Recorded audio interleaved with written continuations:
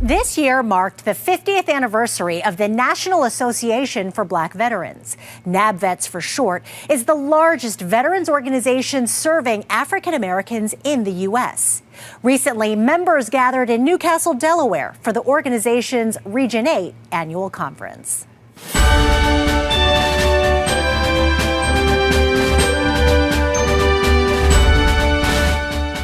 African Americans have served in every American war dating back to the fight for independence.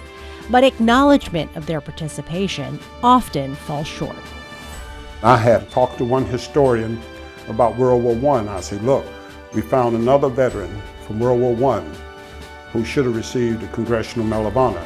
Clarence Davis and Commander Nolan Smith of the Delaware chapter of NABVETS work to make sure forgotten warriors are honored for their contributions.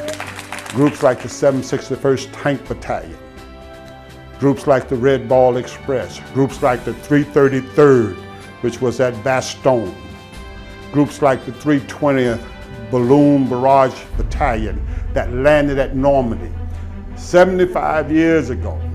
And you still don't see any blacks when they celebrate D-Day, the 6th of June. In 1969, two veterans looking to advocate on behalf of soldiers returning from the Vietnam War started NABVETS to address specific issues facing blacks.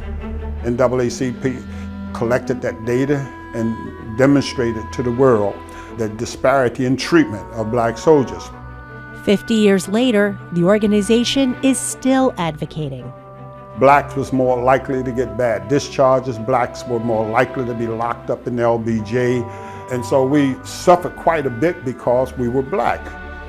In addition to preserving and protecting the history and legacy of blacks in the military, NABVETS also helps veterans process compensation and pension requests, search for employment, and obtain medical treatment, along with several other services.